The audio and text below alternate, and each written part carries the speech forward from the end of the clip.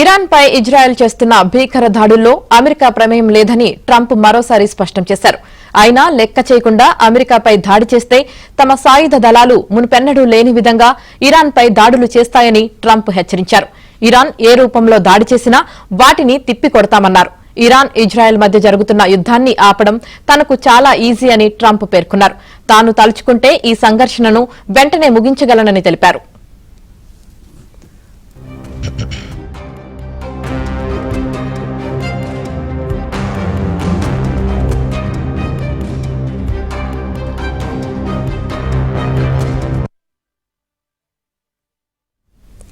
Israel దాడుల్లో Iran పూర్తిగా నాశనం అవ్వకముందే తమతో అణు ఒప్పందం చేసుకోవాలని ట్రంప్ ఇప్పటికే టెహ్రాన్ను హెచ్చరించారు. ఈ మారణ హోమం ఇలాగే కొనసాగితే ఇరాన్లో ఏమీ మిగలదన్నారు. ఒకప్పుడు ఇరానియన్ సామ్రాజ్యంగా పేరొందిన దేశాన్ని కాపాడుకోవాలంటే అక్కడి పాలకులు ముందుకు రావాలన్నారు.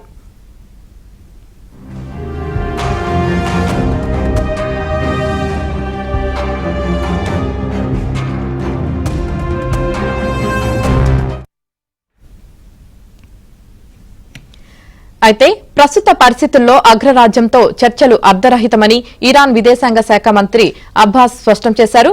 ఒకవైపు తమపై దాడులకు మద్దతునిస్తూ మరోవైపు అణు ఒప్పందంపై చర్చలకు ఆహ్వానించడం సరికాదన్నారు. తాము ఇజ్రాయెల్పై చేస్తున్న దాడులను ఆపడానికి అమెరికా, యూకే, ఫ్రాన్స్ వంటి దేశాలు ఇజ్రాయెల్కు సహకరిస్తే ఆయా దేశాలకు చెందిన స్థావరాలపై దాడులు చేస్తామన్నారు. ఈ నేపథ్యంలో ట్రంప్ మరోసారి ఇరాన్కు హెచ్చరికలు జారీ చేశారు.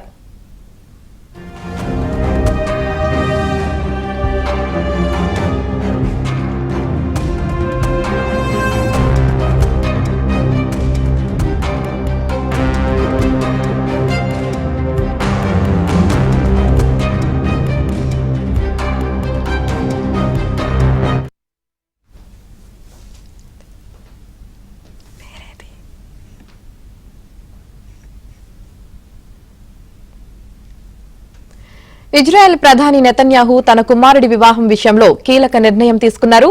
ఇరాన్తో ఉద్రిక్తతల నేపథ్యంలో వివాహ వేడుకను వాయిదా వేశారు.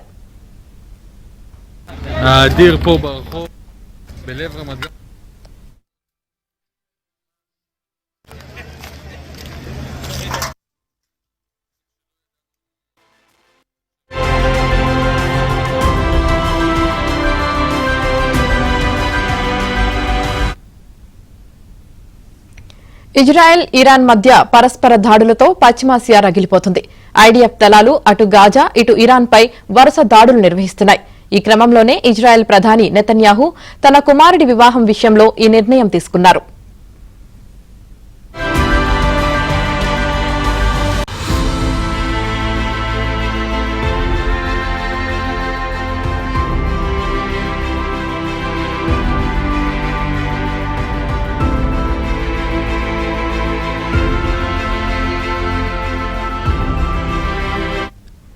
నెతన్యాహు కుమారుడు అవనర్ అమిత్ యార్దేనికి మరికొన్ని రోజుల్లో వివాహం జరగనుంది. ఈ వేడుకను అంగరంగ వైభవంగా నిర్వహించేందుకు ఇజ్రాయెల్ ప్రధాని నెతన్యాహు కుటుంబం సిద్దమైంది. ఇరాన్లో సైనిక స్థావరాలు, అణు కేంద్రాలను లక్ష్యంగా చేసుకుని ఐడీఎఫ్ దళాలు దాడులు నిర్వహించాయి. వీటికి ప్రతీకారంగా ఇరాన్ కూడా తిరిగి బాలిస్టిక్ క్షిపణులను ప్రయోగించింది. పశ్చిమాసియాలో చోటు చేసుకుంటున్న ఈ పరిణామాల మధ్య నెతన్యాహు ఈ నిర్ణయం తీసుకున్నారు.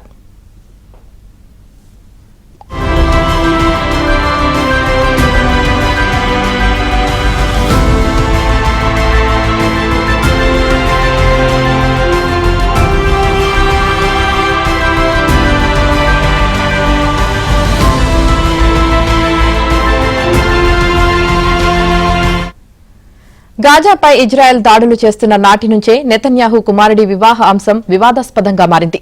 అమాయక ప్రజలు ప్రాణాలు కోల్పోతుంటే ఆయన ఇంట వేడుకలు నిర్వహిస్తున్నారంటూ విమర్శలు వెల్లువెత్తాయి. ఈ కారణంగానే వివాహ వేడుకను వాయిదా వేసి ఉండొచ్చని అభిప్రాయాలు వ్యక్తమవుతున్నాయి.